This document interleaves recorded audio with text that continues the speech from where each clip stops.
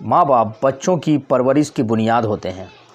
अगर माँ बाप खुद किसी जुर्म में मुलव्वस हो जाएं तो उसका असर बच्चों पर बराह रास्त पड़ता है। बच्चे बेसहारा हो जाते हैं, दर बदर भटकते हैं। आखिर ऐसा क्यों होता है? ये कहानी है 20 फरवरी 2023 की, जब श्रवण नामी शख्स अपनी वाइफ माया को उसके मैके वेस्ट बंगाल चिंसुरा हुगली से उसके ससुराल कलकत्ता बेलगछिया ले आया। खाना खाने के बाद उसकी 16 साला लड़की अंजलि और उसकी छोटी बहन गुनगुन घर पर ही थी और एक भाई और 2 छोटी बहनें सो चुकी थी। अंजलि और गुनगुन रात में बैठकर बातें कर रही थी। तभी किसी बात पर माँ बाप झगड़ने लगते हैं। अंजलि बताती है, पापा माँ को मारते हुए कह रहे थे कि तुम 1 साल से घर क्यों नहीं आई।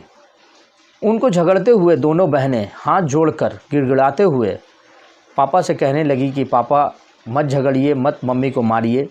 लेकिन पापा ने उनकी एक न सुनी और मम्मी को घर के अंदर ले गए और डंडों से मारने पीटने लगे।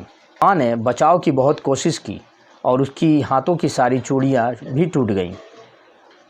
आखिर में माँ थक कर गिर गई और पापा उसके ऊपर चढ़कर उसके सर पर मसाला कूटने वाले पत्थर से कई वार करने लगे और सर पर कई वार करने की वजह से सर से खून बहने लगा, जिसकी वजह से मौके पर ही माँ की मौत हो गई।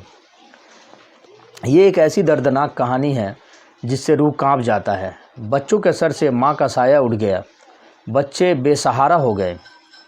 इस जुल्म सितम की दुनिया में क्या माँ बाप बच्चों के खुद दुश्मन बन गए हैं? 16 साल की अंजलि कहानी सुनाते सुनाते सिसकने लगती है और बेतहाशा रोने लगती है और कहती है कि काश उस रात उसके पापा ने उसकी फरियाद सुन ली होती तो आज हम 5 भाई बहनें यतीमों की तरह ज़िंदगी नहीं गुजार रहे होते। कि अगर उसके पिता ने उस रोज़ उसकी बात मान ली होती तो आज एक हंसता खेलता परिवार बर्बाद नहीं हुआ होता। माँ बाप में से किसी का भी सहारा ना होने की वजह से रिश्तेदारों की मेहरबानी पर बच्चों की ज़िंदगी गुजर रही है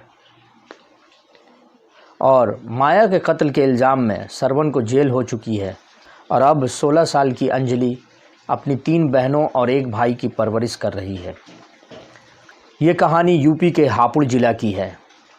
9 अक्टूबर 2023 को एक हंसते खेलते परिवार को एक क्राइम दस्तक देती है। रोज़ाना की तरह 11वीं क्लास में पढ़ने वाली एक लड़की स्कूल के लिए तैयार होती है और स्कूल के लिए रवाना हो जाती है, लेकिन वो स्कूल नहीं पहुंच पाती है।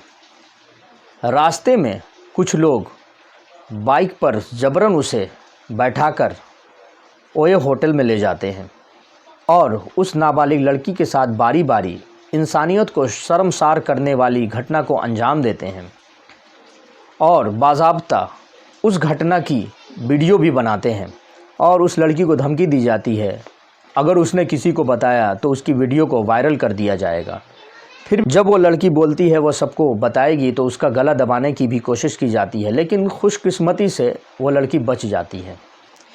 इधर उसके माँ बाप जब लड़की स्कूल से टाइम पर वापस नहीं आती है तो वो लोग स्कूल जाते हैं तो वहाँ पता चलता है कि लड़की आज स्कूल आई ही नहीं है, तो उनके पैरों से ज़मीन खिसक जाती है और वो चारों तरफ जहाँ जहाँ उनको अंदेशा होता है पता लगाते हैं, लेकिन लड़की की कोई सुराख नहीं मिलती है।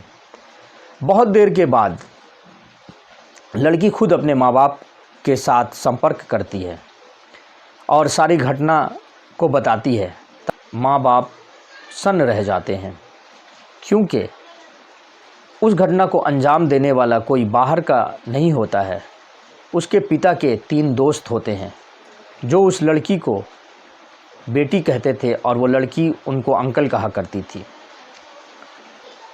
हापुड़ के एसपी राजकुमार अग्रवाल ने कहा कि लड़की की तरफ से एफआईआर दर्ज कर दी गई है और लड़की को मेडिकल चेकअप के लिए भेज दिया गया है।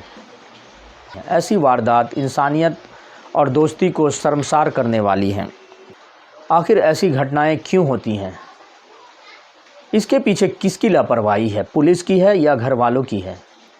घर वाले इतने बेखबर क्यों हो जाते हैं कि घर में आने जाने वाले लोगों पर इतना भरोसा कर बैठते हैं कि जिसका नतीजा होता है कि एक नई घटना जन्म लेती है, जिससे समाज दागदार हो जाता है और कई जिंदगियां बर्बाद हो जाती हैं। सतर्क रहें, सावधान रहें